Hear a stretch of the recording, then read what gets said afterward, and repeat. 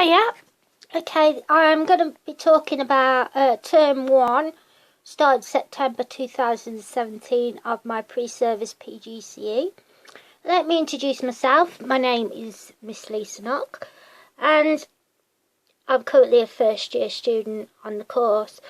This is basically a video of my journey of the first term. To begin with, it was very slow. It was a lot of obstacles in the way. It was very, I'm sure I was quite apprehensive when I first started. The reason being is because I didn't know who I was going to, what the course would be like, what challenges I'm going to have to face. And also the tricky bit was finding a placement to do my teaching hours at. How did I overcome that obstacle? I looked into other areas that I was qualified in, that I did education in, and one of them was teaching English as a foreign language. When I actually moved up to Bradford, I found out that there in the community there was a lot of immigrants, and mainly Asian ethnic minority, that decided they wanted to come here. So I thought to myself, why don't I teach in English if I can't find performing arts or drama? The reason being is because I wanted to make a positive impact on society where I live. It gives me more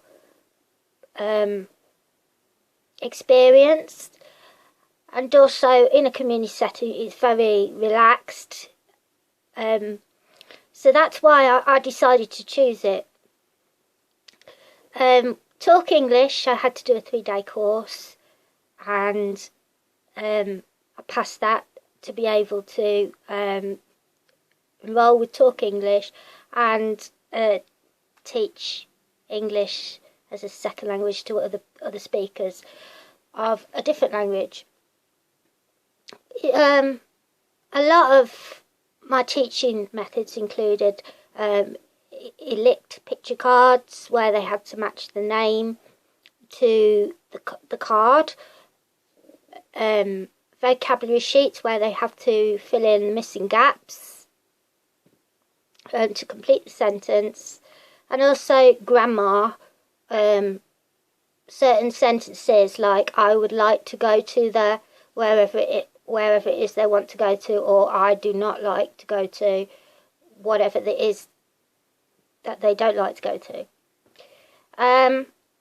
Another unit I did was life in the UK, and that was quite difficult because it had a lot of history in it, and I'm not one for history. So I thought, how could I overcome this? I did some more research into the background of the UK and about the Roman Empire and War of the Roses, Henry VIII. And what I did was I created little workbooks for the students to break the information down so that they could understand it easily. And it would make it a bit more challenging for them, so it would have a bit of TESOL incorporated with it. A lot of the people who are taught in Life of the UK are from Pakistan. Of course, in Pakistan, the first language is Urdu. And one of my weaknesses, I can't speak the language of Urdu. And their English is very, very limited. So, therefore, it was difficult to teach them about the history of life in the UK, because I had to try and explain it in a simple language, and they couldn't understand. So I thought, how about overcome this obstacle by using more differentiation methods, such as more elect cards, semiology, more pictures, symbols, basic sentences, and give them a bit of homework to read to highlight the important factors of what they think is important, and to come back to the next week and tell me what they've understood. That went on for 12 weeks. So that was the most challenging unit of term 1. And the rest of it at my placement, when I was doing the rest of Talk English, I felt I was pretty confident that, okay, there were little minors, like I forgot my board pen, or I forgot to tell them to turn the mobile phones off in the lesson.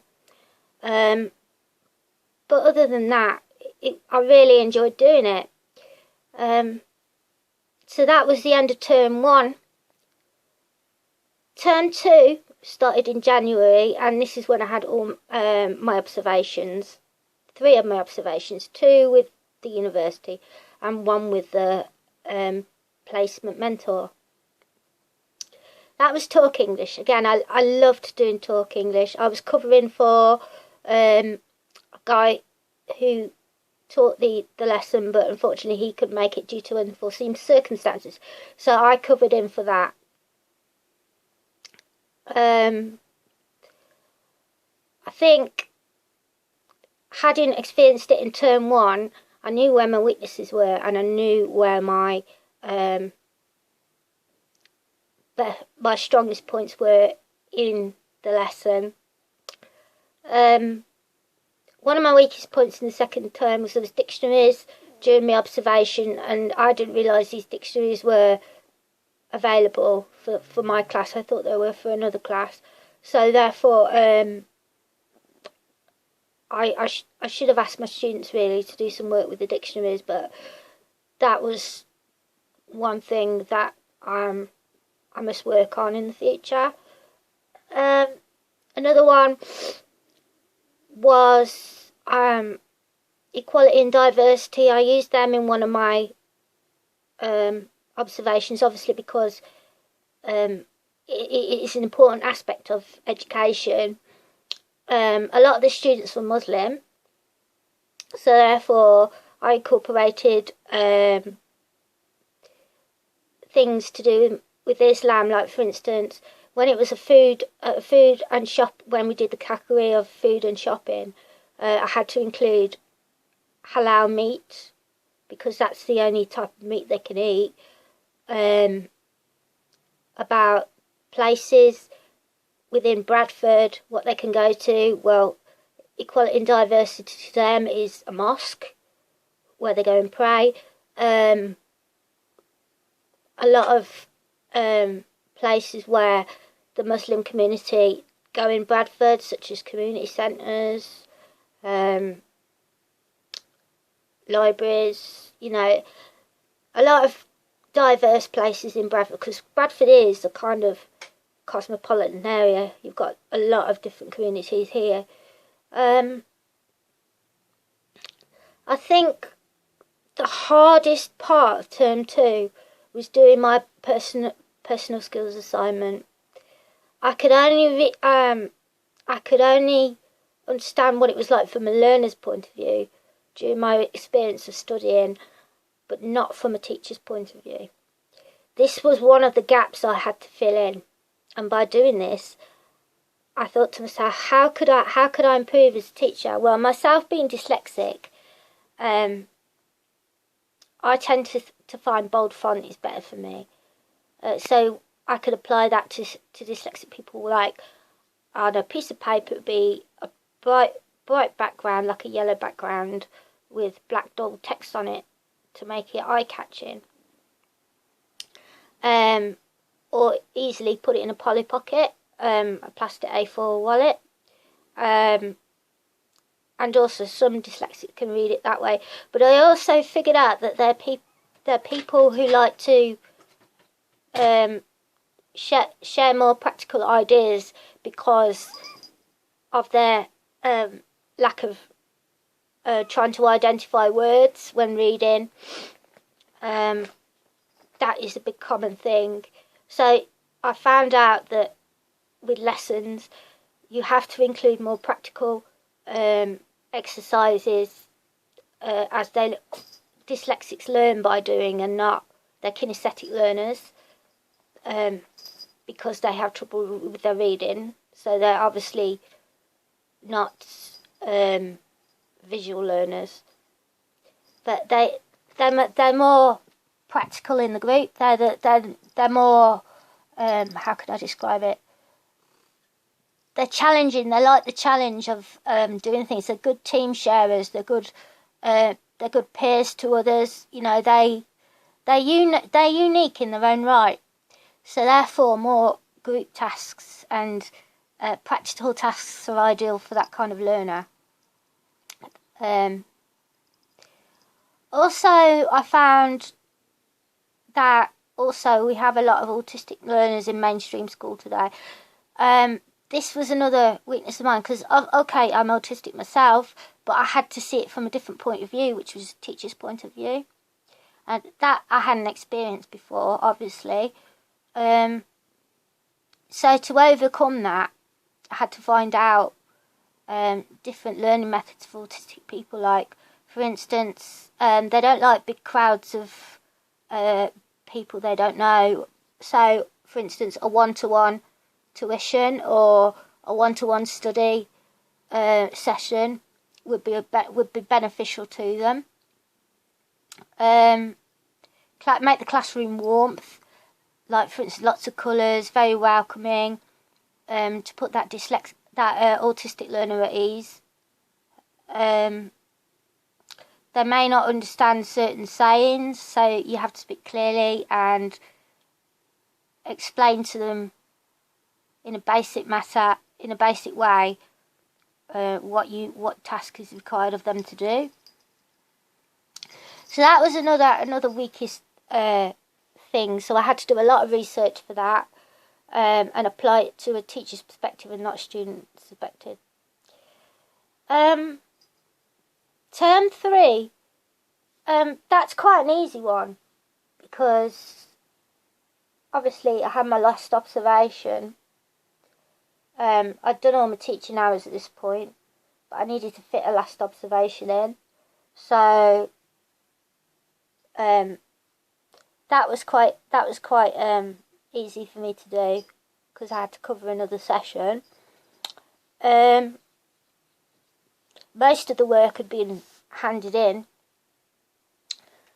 by this period, so I felt less stressed, as it were, because I've met the deadline.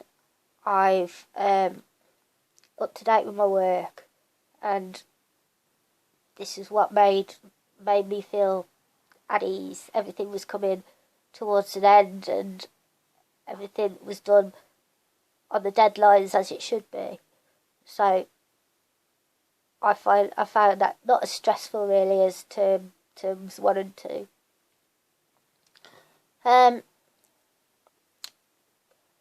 Of course, there was just my journal and my report form that had to be in. I really found year 1 really challenging, to be fair. Really, really challenging. It just goes to show, really, that even if people try and put obstacles in the way, you've got to try and find a way to overcome them, whatever obstacle that may be. For me, it was looking at different angles of learning, I guess, for me.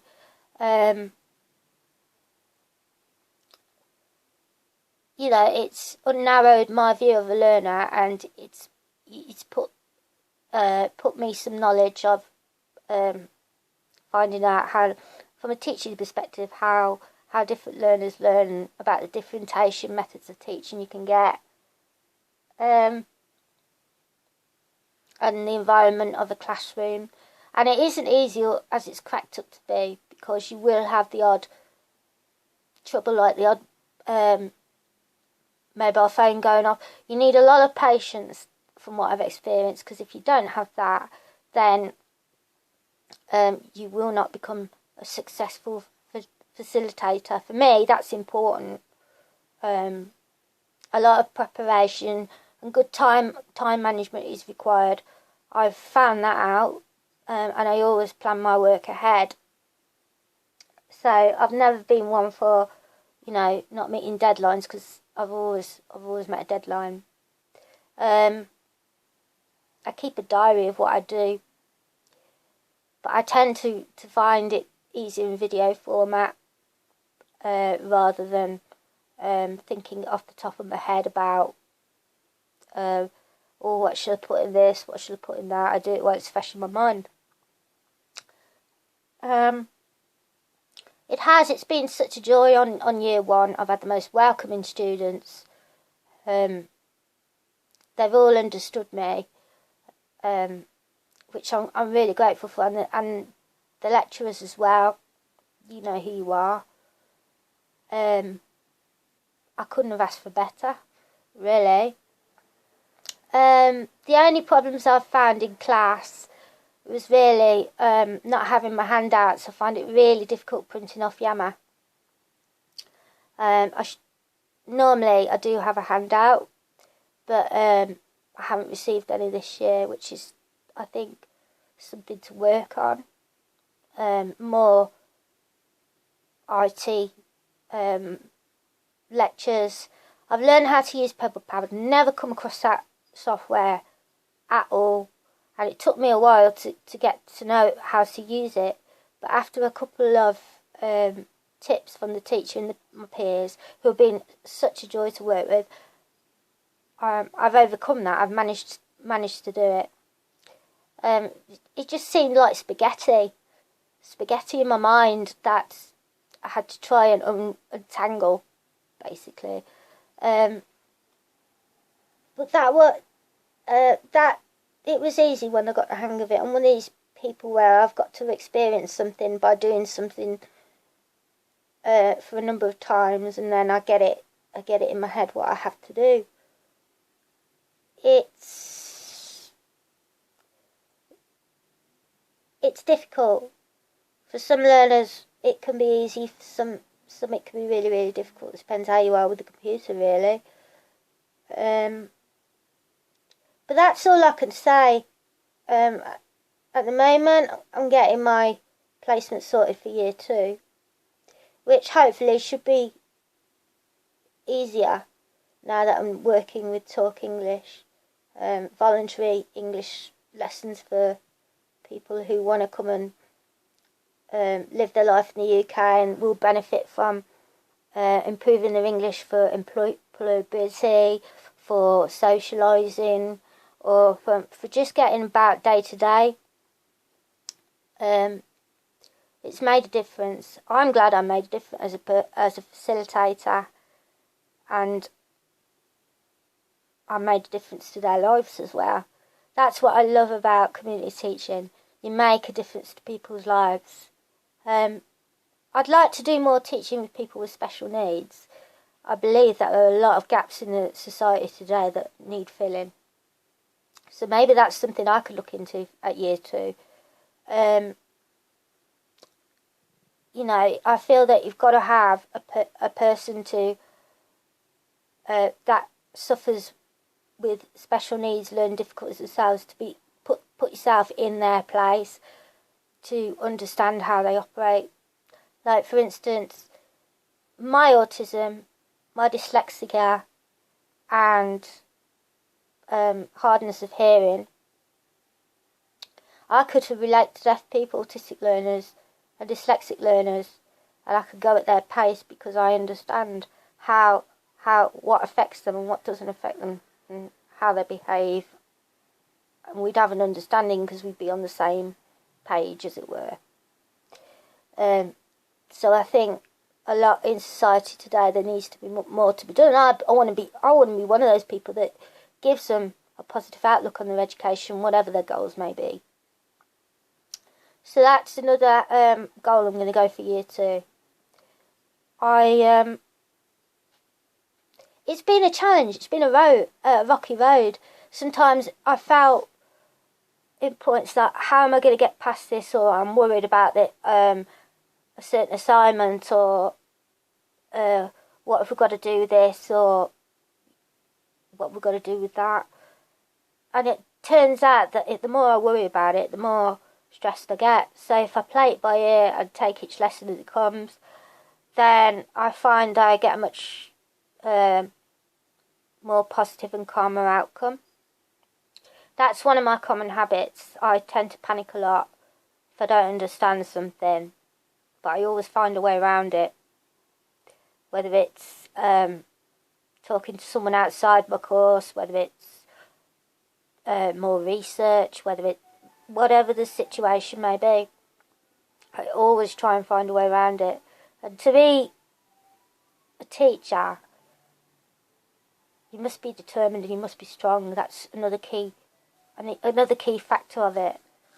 I believe I've got a lot of perseverance and determination, and if I stay strong, I'll get a positive outcome. But if you're weak and you say you can't do it, then you won't.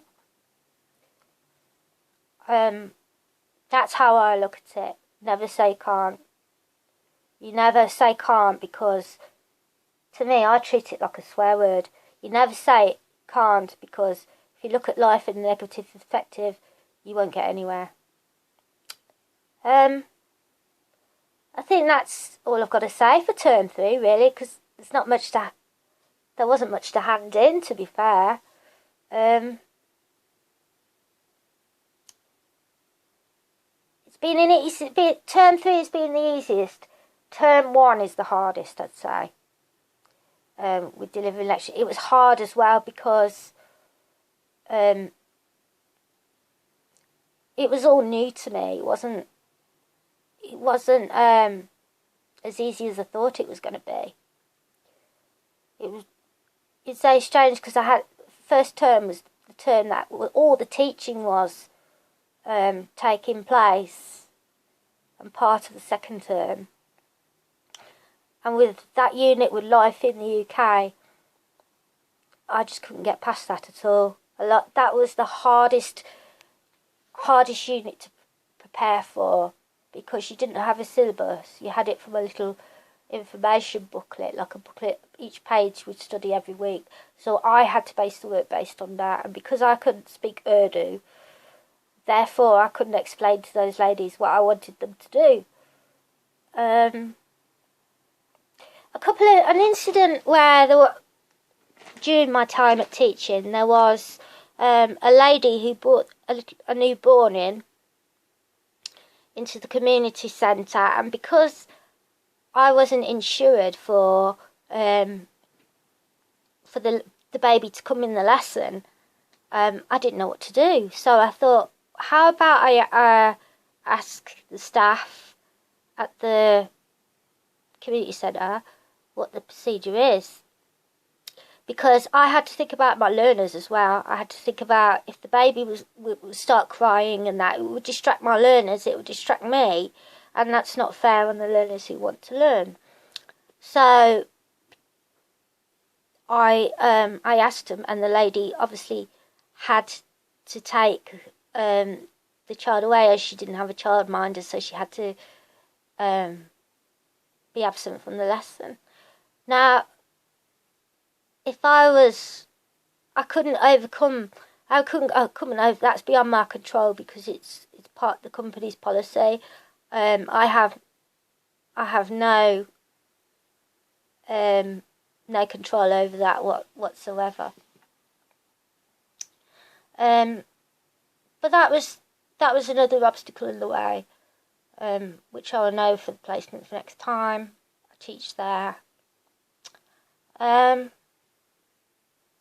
There's nothing else really. That's my journey so far of year 1. But hopefully I'll do another blog on year 2. So all will be. So bye for now.